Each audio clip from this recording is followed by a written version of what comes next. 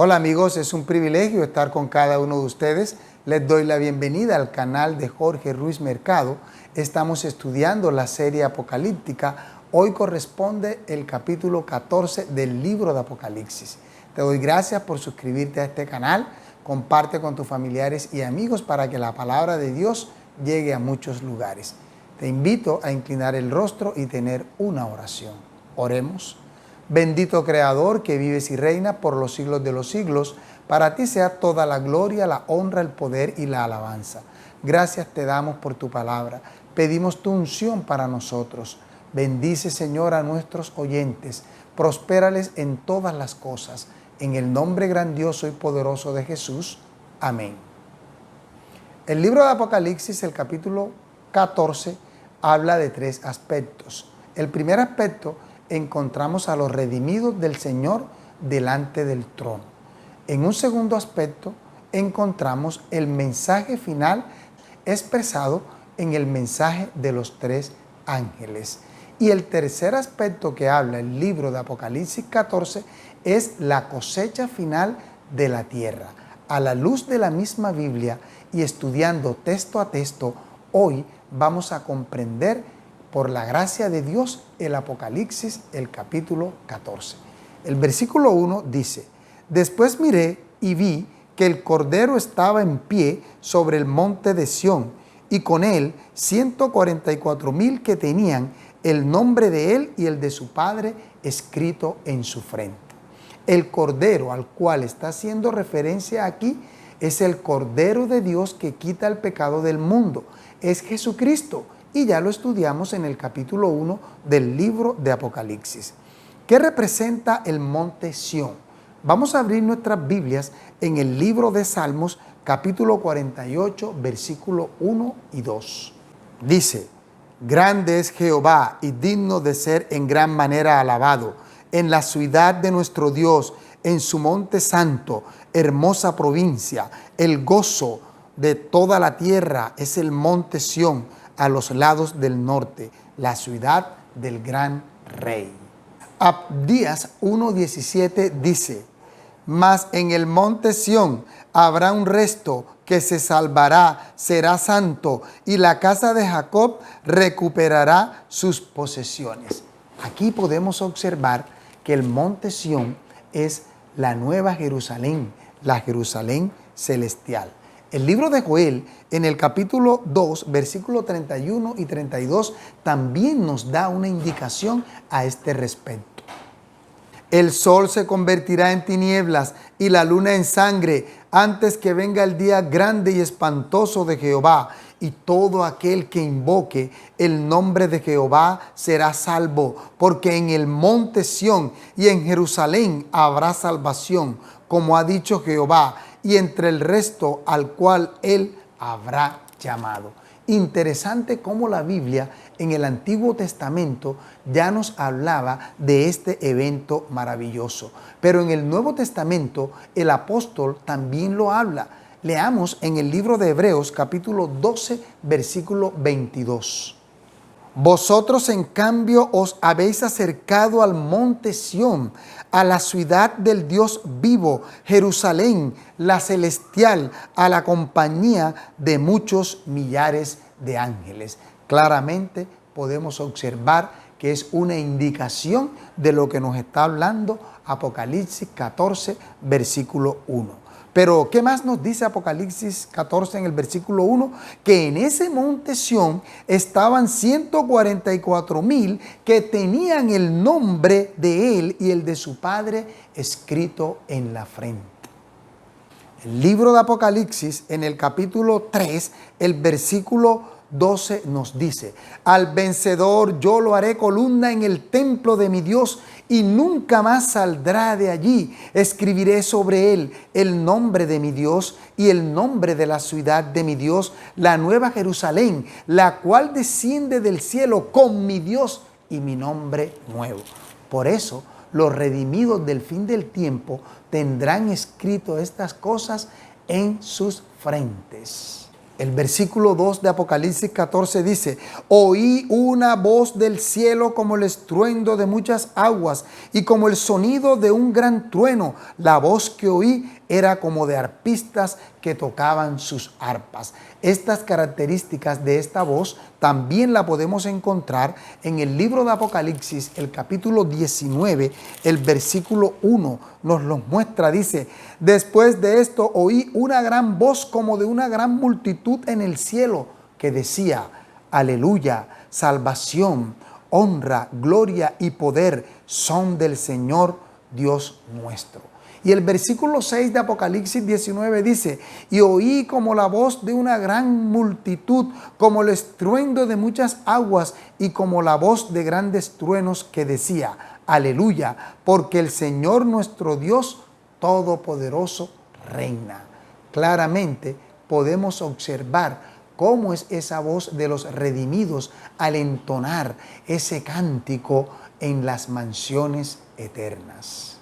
El versículo 3 de Apocalipsis 14 dice: y cantaban un cántico nuevo delante del trono y delante de los 4 seres vivientes y de los ancianos, y nadie podía aprender aquel cántico sino aquellos 144,000 que fueron redimidos de entre los de la tierra.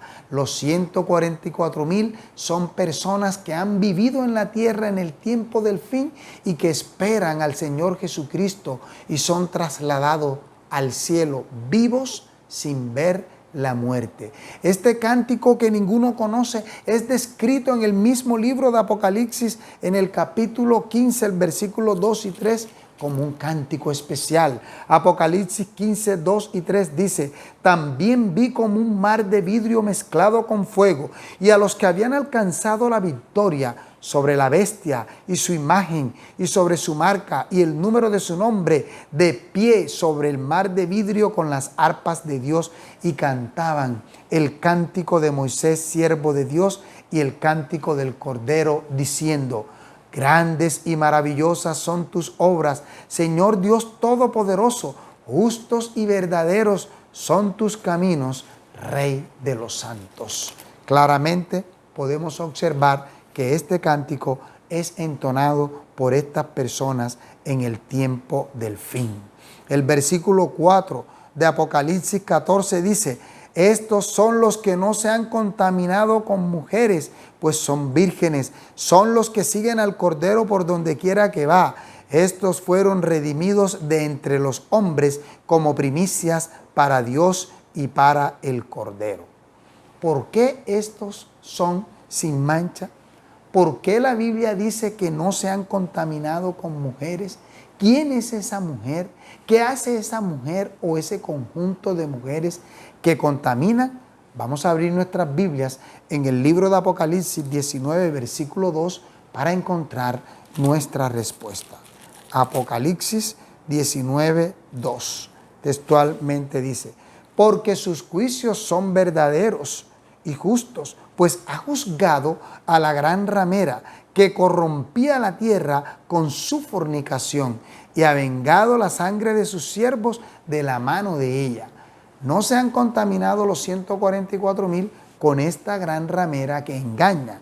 Podemos encontrar otro texto en Apocalipsis capítulo 17, en el versículo 5 y 6. Dice así: en su frente tenía escrito un nombre, un misterio: Babilonia, la grande, la madre de las rameras y de las abominaciones de la tierra. Vi a la mujer ebria de la sangre de los santos y de la sangre de los mártires de Jesús. Cuando la vi, quedé asombrado con gran asombro, dice el apóstol. Está haciendo una referencia a la condenación de la gran ramera, porque este misterio de Babilonia la grande, la madre de todas las rameras, engañan al pueblo, y todo aquel que no tenga su nombre inscrito en el libro de la vida es engañado. Pero los fieles de Dios no se contaminan con esta mujer, sino que se mantienen firmes ante Dios. También la palabra de Dios dice que dentro de las características de este grupo de 144,000 está que son vírgenes y que siguen al Cordero por donde quiera que va. Vamos a abrir nuestras Biblias en el libro de Segunda de Corintios, el capítulo 11, versículos 2 y 3, a ver qué nos dice la palabra de Dios. Porque os celo con celo de Dios, pues os he desposado con un solo esposo, para presentaros como una virgen pura a Cristo. Pero temo que así como la serpiente con su astucia engañó a Eva, vuestros sentidos sean también de alguna manera extraviados de la sincera fidelidad a Cristo. Son vírgenes en el sentido espiritual, en el sentido de que no se han contaminado con las mujeres rameras. Ser virgen también puede comprenderse como que una vez también pudieron estar alejados de los caminos del Señor, pero como siguen al Cordero por donde quiera que va, son lavados en la sangre del Cordero y Cristo nos hace nuevas criaturas. El versículo 5 dice: en sus bocas no fue hallada mentira, pues son sin mancha delante del trono. No hablan mentira, porque hablan la verdad. No se dejan engañar del poder de la bestia, ni del falso profeta, ni del dragón. Por lo tanto, hablan la verdad. El libro de Sofonías, capítulo 3, versículo 13, nos da una enseñanza. El resto de Israel no hará injusticia, ni dirá mentira, ni en boca de ellos se hallará lengua engañosa, porque ellos serán apacentados y reposarán, y no habrá quien los atemorice. ¿Por qué? Porque están con el Señor y el Señor los transforma a tal punto que en sus bocas no es hallada mentira, porque ellos son sin mancha delante del trono de Dios. Porque los mentirosos, dice el mismo libro de Apocalipsis, que no entrarán en el reino de los cielos. Podemos leerlo en Apocalipsis capítulo 21, versículo 27. La palabra de Dios dice: no entrará en ella, es decir, en la ciudad santa, que es de lo que se está hablando en el capítulo 21 de Apocalipsis, ninguna cosa impura o que haga abominación y mentira, sino solamente los que están inscritos en el libro de la vida del Cordero. Y Apocalipsis capítulo 22, versículo 15 nos confirma, dice así: pero los perros estarán fuera, y los hechiceros, y los fornicarios, los homicidas, los idólatras, y todo aquel que ama y practica la mentira. Como estos están en la verdad, por eso entran ante el trono de Dios y están en el mar de cristal, en el monte de Sión, los 144,000 recibiendo el premio de Dios, porque representan el remanente del tiempo del fin. Van a estar vivos cuando Cristo venga con poder y gloria en las nubes de los cielos y van a ser trasladados hacia las mansiones eternas. A continuación vamos a hablar de la segunda parte que habla el capítulo 14, que es el mensaje final de advertencia que Dios manda al mundo, del cual también Jesucristo ya había hablado. El versículo 6 de Apocalipsis 14 dice: en medio del cielo vi volar otro ángel que tenía el evangelio eterno para predicarlo a los habitantes de la tierra, a toda nación, tribu, pueblo y lengua. Si leemos en Mateo capítulo 24, versículo 14, dice el Señor: y será predicado el evangelio del reino en todo el mundo, y entonces vendrá el fin. Lo que nos da una indicación que esta predicación de este evangelio eterno se va a dar con mayor fuerza en el tiempo del fin. La indicación de que Juan ve al ángel volar por el medio del cielo y que predica a los habitantes de toda nación, tribu, lengua y pueblo indican que es un mensaje que se debe dar en el mundo entero. Un mensaje que manda Dios como un acto de misericordia porque Él quiere salvar a todas las personas.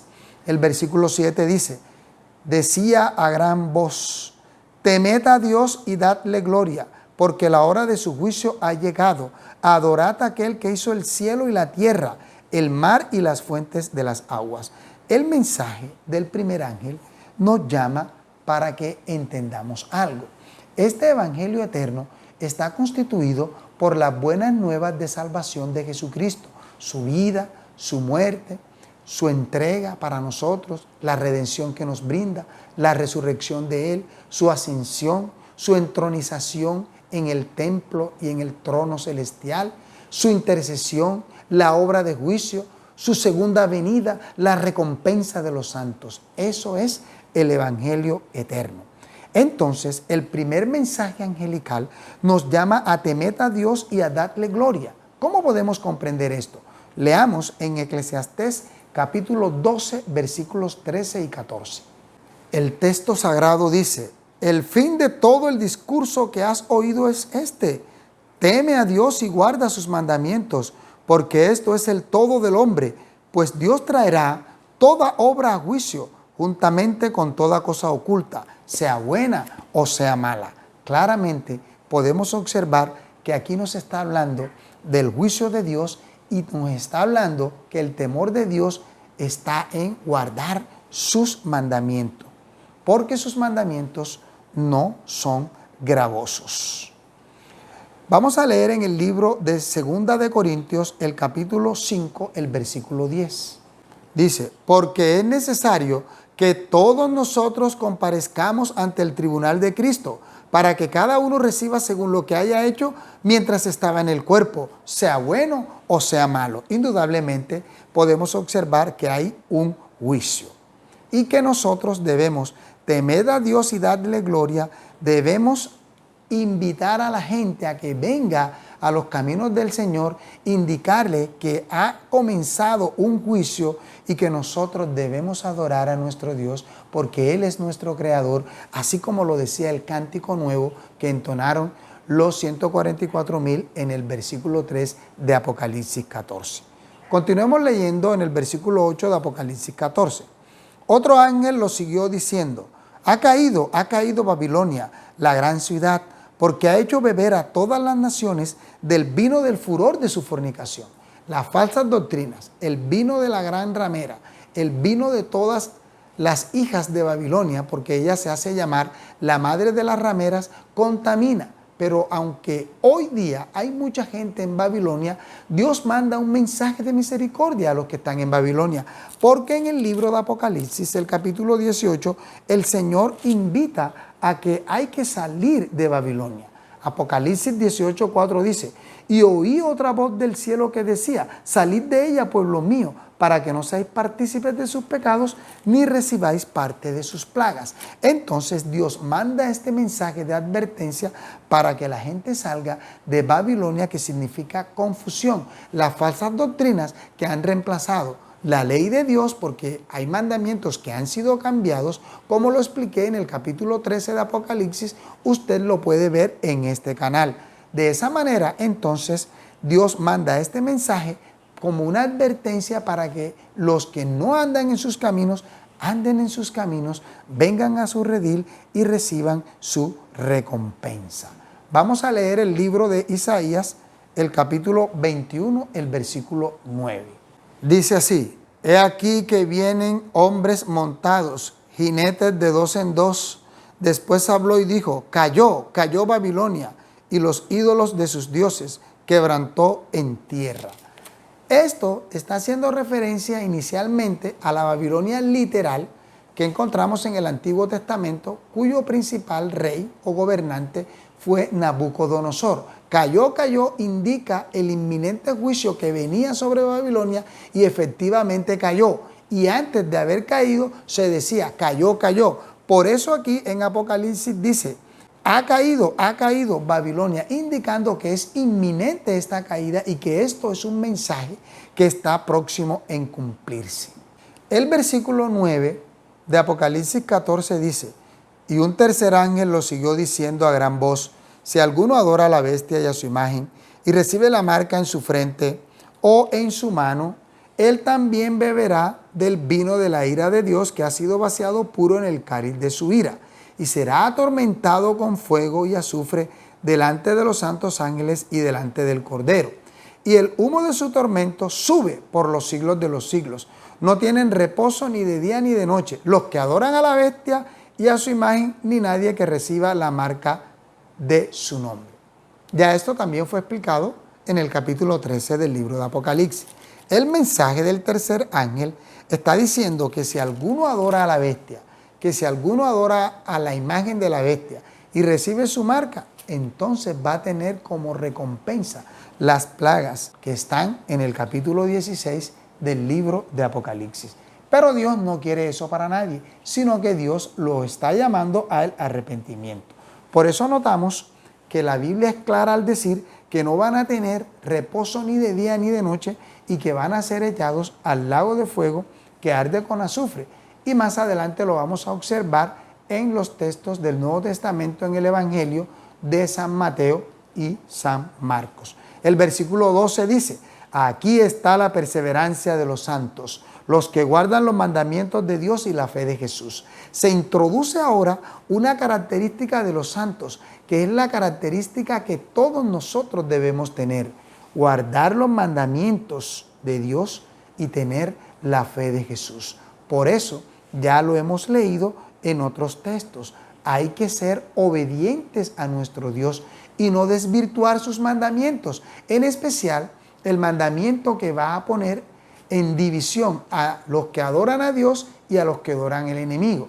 Podemos nosotros leer en nuestras Biblias, en el libro de Éxodo, capítulo 31, versículos 13 y 17. La palabra de nuestro Dios dice: tú hablarás a los hijos de Israel y les dirás: en verdad vosotros guardaréis mis sábados, porque es una señal entre mí y vosotros por vuestras generaciones, para que sepáis que yo soy Jehová que os santifico. Así que guardaréis el sábado, porque santo es para vosotros. El que lo profane, de cierto morirá. Cualquier persona que haga alguna obra en él será eliminada de su pueblo. Y el versículo 17 dice: para siempre será una señal entre mí y los hijos de Israel, porque en 6 días hizo Jehová los cielos y la tierra, y en el 7º día cesó y descansó. Aquí podemos observar que está incluido a Dios como creador. Te especifica el mandamiento que Dios es el creador de todo, y el mensaje del primer ángel llama a que hay que temer a Dios, y Eclesiastés dice que temer a Dios es guardar sus mandamientos y que hay que adorarlo como nuestro creador. Ezequiel 20, 12 y 20 también nos da una instrucción importante. La palabra de nuestro Dios dice: y les di también mis sábados para que fueran por señal entre yo y ellos, para que supieran que yo soy Jehová que los santifico. Y el verso 20 dice: santificad mis sábados y sean por señal entre mí y vosotros, para que sepáis que yo soy Jehová vuestro Dios. Dios desea que nosotros sepamos quién es Él. Él quiere que nosotros le adoremos, que guardemos su palabra, que guardemos sus mandamientos. Y el versículo 13 dice: y oí una voz que decía desde el cielo: escribe, bienaventurados de aquí en adelante los muertos que mueren en el Señor. Sí, dice el Espíritu, descansarán de sus trabajos, porque sus obras con ellos siguen. La Biblia llama bienaventurados de aquí en adelante los muertos que mueren en el Señor. Desde el tiempo en que comienza a predicarse el mensaje de los 3 ángeles, entonces son bienaventurados los que mueren, porque mueren como todos también los que son del Señor y que han vivido en otras épocas con la esperanza de la resurrección. Descansan porque están esperando la mañana gloriosa de la resurrección, cuando Cristo venga a resucitarlos y dar esa recompensa. Y a diferencia de los impíos que no tienen reposo, que no están en las manos del Señor, ellos no tienen un reposo, pero el pueblo de Dios sí tiene un reposo, tiene un descanso, porque está en Cristo Jesús. Finalmente dice: descansarán de sus trabajos, porque sus obras con ellos siguen. Las obras del temor a Dios, las obras de la predicación que ellos hicieron queda para que otras personas también honren, adoren, teman y glorifiquen el nombre de nuestro Dios. Ese mensaje final de advertencia que Dios da al mundo es un mensaje de misericordia, y nosotros debemos anunciarlo en voz fuerte, no como un susurro. La parte final del capítulo 14 de Apocalipsis habla de la gran cosecha que viene después de la proclamación del mensaje de advertencia, que es el mensaje final de Dios.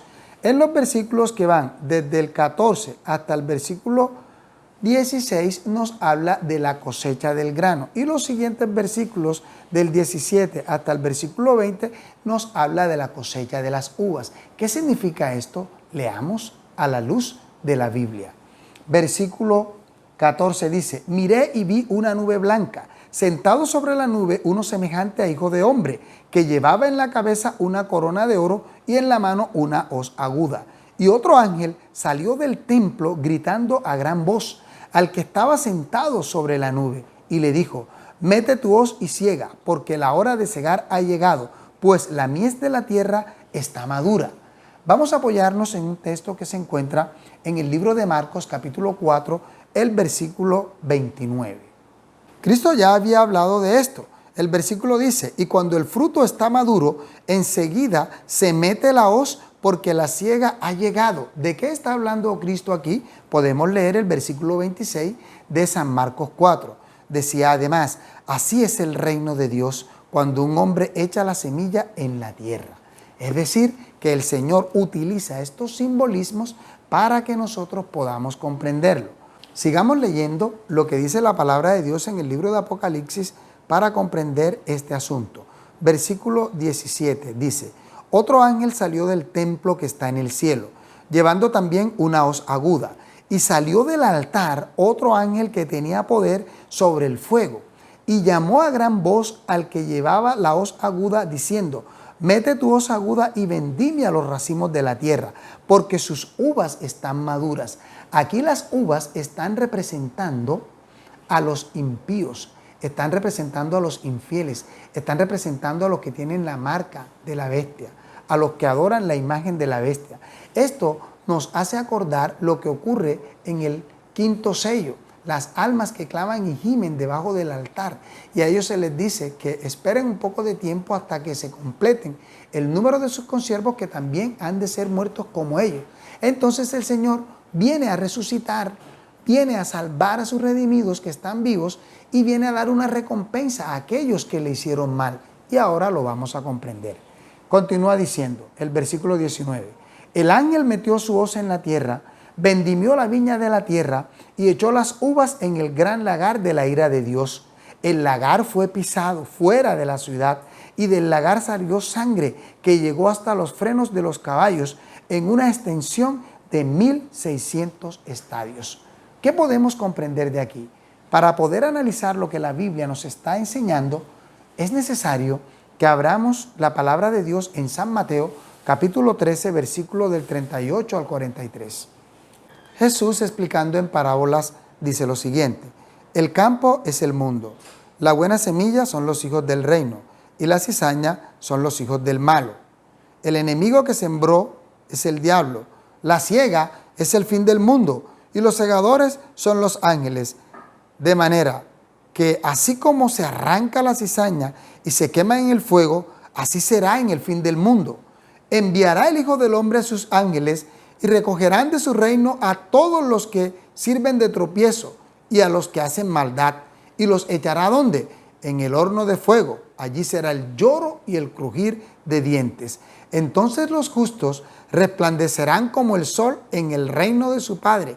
El que tiene oídos para oír, oiga. Interesante cómo el mismo Cristo había anunciado este evento ya en la antigüedad.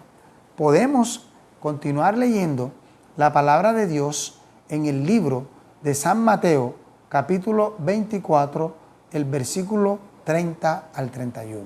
La palabra de Dios dice: entonces aparecerá la señal del Hijo del Hombre en el cielo, y todas las tribus de la tierra harán lamentación cuando vean al Hijo del Hombre venir sobre las nubes del cielo, con poder y gran gloria. Y enviará a sus ángeles con gran voz de trompeta, y juntará a sus escogidos desde los cuatro vientos, desde un extremo del cielo al otro. Claramente podemos observar que Cristo ya había hablado de este evento, de esta gran cosecha y lo que ella representaba. Esta escena es descrita por el mismo Cristo en el libro de San Marcos, el capítulo 13, y vamos a leer los versículos 26 y 27. Textualmente dice: entonces verán al Hijo del Hombre que vendrá en las nubes con gran poder y gloria. Entonces enviará a sus ángeles y juntará a sus escogidos de los cuatro vientos, desde el extremo de la tierra hasta el extremo del cielo. De la higuera aprended la parábola: cuando ya su rama está tierna y brotan las hojas, sabéis que el verano está cerca. es muy importante que nosotros aprendamos esto, que atesoremos estas verdades en nuestros corazones. ¿Qué significa que el lagar fue pisado fuera de la ciudad? ¿Qué significa esa escena sangrienta? ¿Qué significa esa tensión? Vamos a abrir nuestras Biblias en el libro de Isaías, capítulo 63, versículos del 1 al 6. La palabra de nuestro Dios dice: ¿Quién es este que viene de Edom, de Bosra, con vestidos rojos? Este vestido con esplendidez, que marcha en la grandeza de su poder. Yo, el que hablo en justicia, grande para salvar. ¿Por qué es rojo tu vestido y tus ropas son como las de aquel que ha pisado en un lagar? He pisado yo solo el lagar, de los pueblos nadie había conmigo. Los aplasté con ira, los pisoteé con furor. Su sangre salpicó mis vestidos y manché todas mis ropas, porque el día de la venganza está en mi corazón. El año de mis redimidos ha llegado.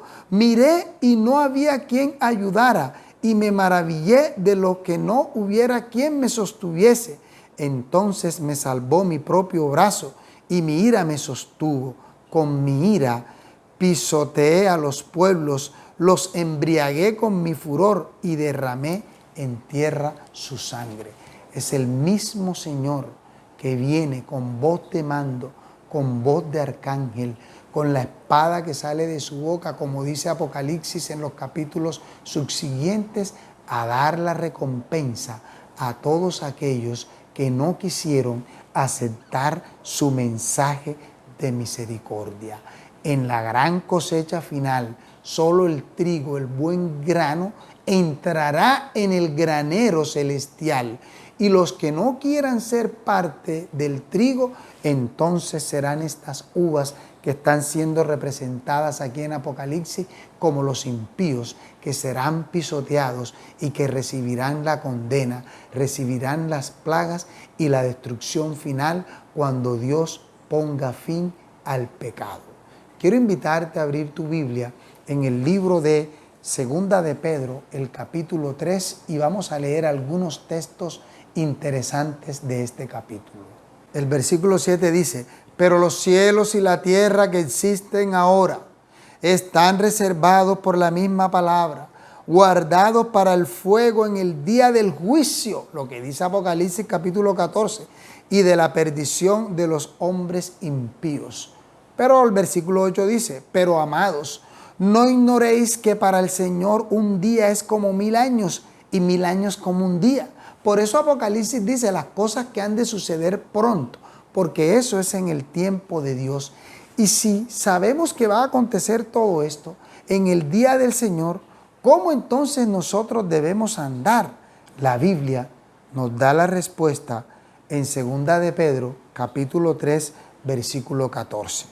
Por eso, amados, estando en espera de estas cosas, procurad con diligencia ser hallados por Él sin mancha e irreprensibles en paz. Por eso los 144,000 son sin mancha, porque siguen al Cordero por donde quiera que va, porque el Cordero nos limpia, nos emblanquece, nos perdona, nos transforma, nos ayuda en nuestras pruebas, debilidades, angustias y pesares, y nos hace aptos para el reino de los cielos. Y un día no muy lejano, todo aquel que quiera ser del Señor debe temerlo, darle gloria, darle la honra, guardar sus mandamientos, y un día no muy lejano estaremos gozando de los privilegios celestiales.